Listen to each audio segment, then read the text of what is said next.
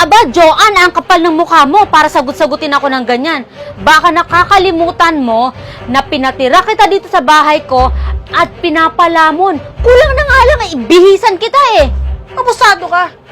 Kung turingin mo ako, parang di mo ako kapamilya.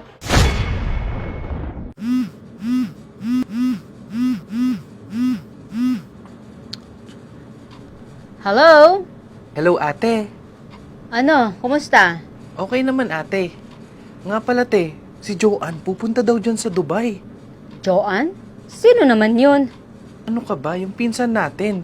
Naalala mo yung anak ni Chokaloy? Tito Kaloy? Yung saksakan ng yabang? Yung kapatid ng mama? Ate talaga, ang tagal-tagal na nun ah.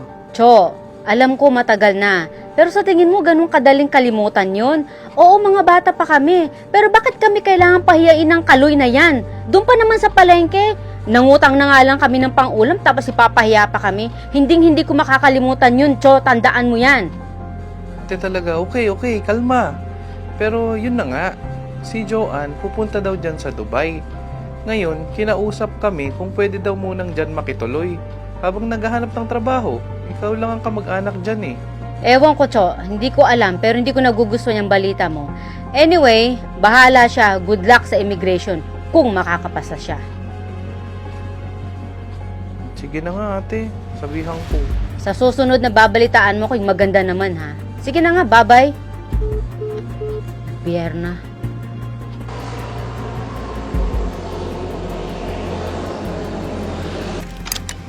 Oh, ang init. Super. Grabe. Ay, Grabe ate. Ang ganda ng lugar nyo dito ah. ay nako, Joanne. Maganda talaga dito. Tsaka malinis ang bahay na to. Siya nga pala, ito yung kumot mo, itong unan. Opo. Diyan ka matutulog. Sa gabi, maglalatag ka na lang. Tandaan mo, bago pa ako magising, gising ka na. Naintindihan mo? Opo. At saka, ayoko ng patamad-tamad dito sa bahay ha. Gusto ko marunong ka magluto, maglinis, lahat ng gawaing bahay. Gagawin mo. Naintindihan mo? Opo. Ate. Nga pala, bigay ni tatay. Paborito mo daw. Dilis. Dilis? Kailan ko pa naging paborito yan? Tsaka, ayoko nga. Baka may lason pa yan. Ikaw na kumain yan. Joanne, kuha mo ako ng malamig na tubig dun. Saan po? Ikan sa'yo. Dun, sa kanan. Bilisan mo. Ayoko nang makupad dito, ha?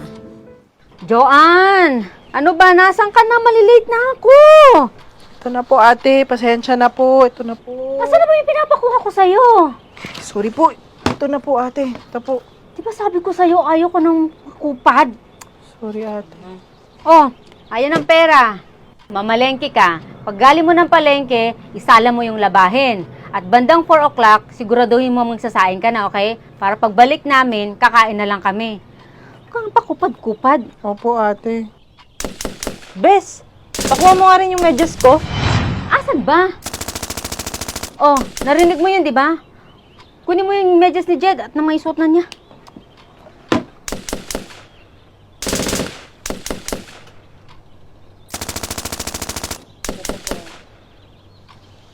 Ayos.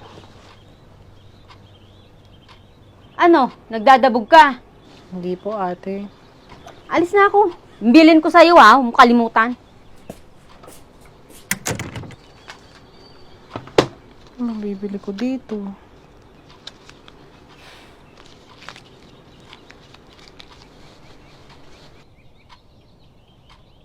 Siguro to.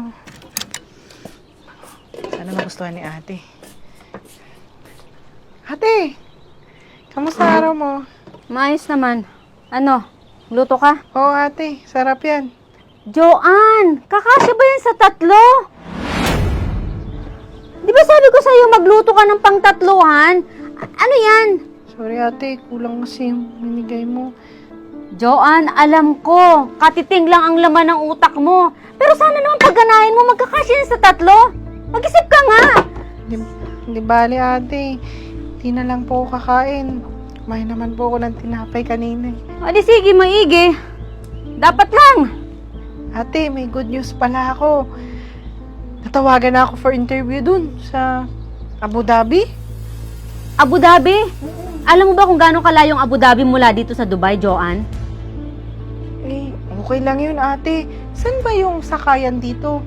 Doon, sa may park. May bus station doon, pero sobrang layo. Isa o 2 oras, ewan ko. Basta malayo yun, Joanne. Okay lang yun, ate. Kaya ko yun. Mali mo matanggap ako. Basta, Joanne, basta tandaan mo, wala kang maasang pera sa akin, ha? Di bali, ate. Nakahiram naman ako kay kuya ng konting panggastos para sa interview. Ay nako, Joanne, bahala ka sa buhay mo. Wag na wag ko lang malalaman, marininig sa Pilipinas na hindi kita tinulungan dito, ha? Lalo na sa tatay mo. Naiintindihan mo? Oo, ate. Saka, isa-is mo nga trabaho mo dito sa bahay. Pagod na ako sa trabaho. Pagtibar mo dito sa bahay, stress ako. Kupad mo.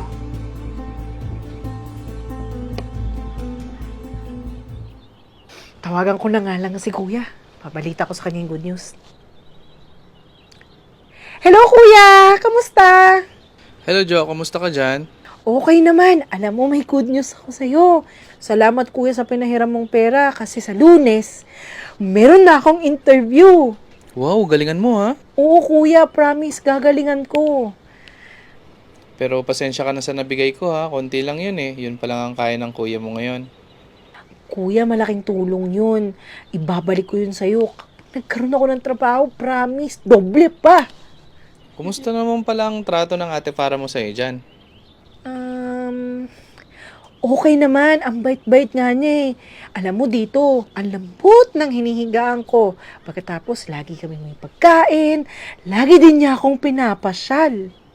Oh talaga? Ba't di mo i-post sa Facebook yung mga picture nyo? Kasi kuya, alam mo naman tong cellphone ko. Bulok na. Di bale, pag nagkaroon ako ng trabaho, bibili ako ng iPhone. Tapos, ipopost ko, makikita nyo. Salamat kuya ha. O papaano? Mauna muna ako sa inyo. May mga gagawin pa kasi ako dito. Darating na si ate. Mahal na mahal ko kayo. Mahal namin. Bye-bye. Ingat ka dyan palagi. Opo. Sa pagganap ng trabaho ha. Opo. Pagkaan mo sarili mo. Opo. Bye-bye. Bye.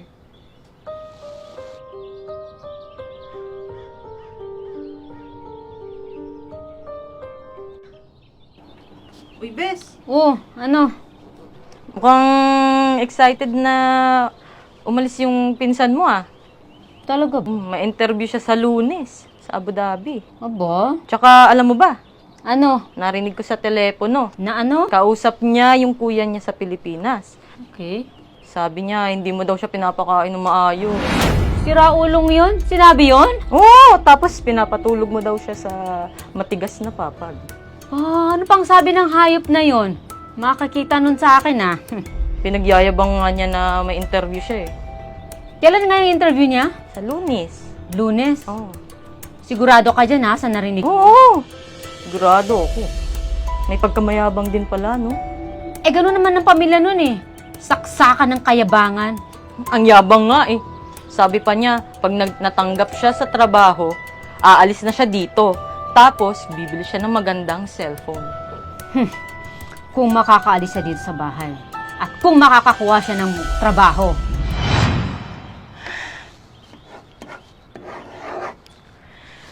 Kaya ko to. Let's do this. Yes, ito na yun. Okay na, bag.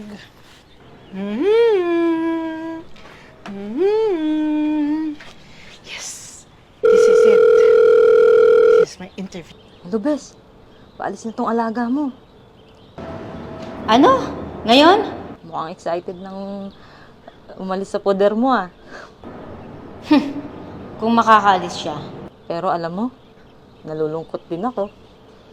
Kasi wala na tayong uutusan. Wala kang aasahan sa akin. Babalik ulit sa'yo lahat ng gawaing bahay. Mag-ingat sa akin ng babaeng yan. Sige na, nang matawagan ko.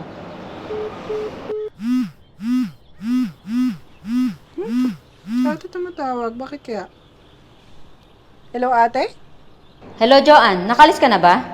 Ay, ate, hindi pa. Pero ito, paalis na rin. Bakit po? Mabuti naman. May delivery ako ngayon, cash on delivery. Baka pwedeng abunuhan mo muna? Ate, yung pera ko pampamasahe lang. Hindi, Joanne. Importante yung package ko. Tandaan mo. Ate, importante din to. Interview ko to eh. Hindi, Joanne. Ipuspo mo muna ang pagpunta mo sa interview na yan. Magkano lang naman ang sweldo mo dyan, di ba? Talo ka pa sa pamasahe. Siyempre, rerenta ka pa. Pag may trabaho ka na, alam nga naman libre ka pa rin. Nakakahiya naman yata yun sa akin. Tapos, mag-share ka ng pagkain sa akin. Siguro naman hindi ganun kakapal ang mukha mo, di ba? Kung libre ka pa din. Okay? Tsaka, ayoko na ng pinapalamon kita, no? Nakakapagod. Kailangan mo mag-share sa akin. Anyway, madami ka pang mahahanap. Maghanap ka na lang ng mas malaki-laking sahod. Ha? Ate? Huwag naman ganyan. Joanne, ginagalit mo ba ako? Sinasabi ko sa'yo, may delivery ako. Pagdating ko ng bahay at wala yan, malilintikan ka sa akin. Naintindihan mo? Ate naman, no? Interview na, naging bato pa. Oh, Joanne, yan na ba yung package ko? Ay, buti naman. Naabutan mo pa to. Oh, bakit parang tahimik ka ata? Wala po. Galit ka ba? Sama ang loob mo? Joanne, kinakausap kita. Oo, ate. Galit na galit ako sa'yo. Basma ang loob ko. Ikalawang interview ko na pinakancel mo. Para saan? Diyan? Sa tsinelas mo? Uy, ate. Wala akong planong maging katulong nyo dito. Aba, Joanne, ang kapal ng mukha mo para sagot-sagutin ako ng ganyan. Baka nakakalimutan mo na pinatira kita dito sa bahay ko at pinapalamon. Kulang na nga lang, ibihisan kita eh. Ibang klase ka din, ate, no? Hindi mo naman sinabi sa akin, yung tulong na binibigay mo sa akin, habang buhay kong pagtatrabahuan dito.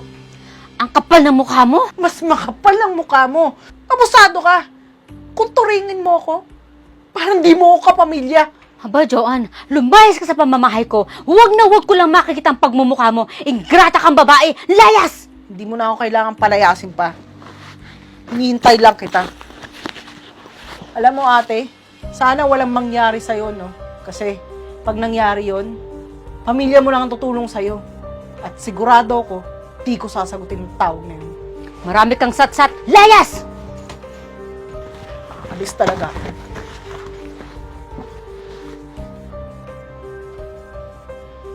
Ko lang makakita ang pagmumukha niya. Ewan ko lang pag hindi siya bumalik sa akin. Ako lang naman ang pamilya niya. Makikita niya.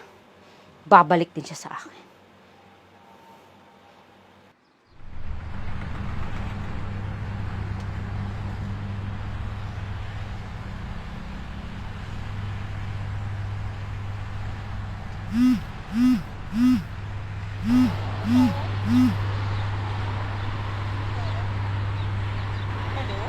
Hello, Miss Joanne?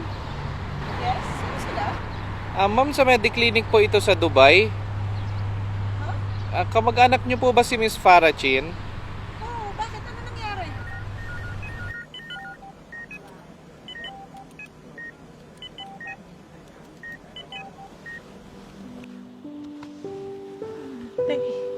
Anong gawa mo dito? Ito ako para sa'yo. Ang ginagawa mo dito? Iba ang pamilya. Ayoko nandito ka. Ikukunin na kita. Masama ako. Hindi, ate. Ang pamilya, laging nandyan lang. Laging nagmamahalan. Ang ako. Sa oras ng pangangailangan, nandyan palagi. Joanne, matawarin mo ako. Joanne. Tama na. Tama na.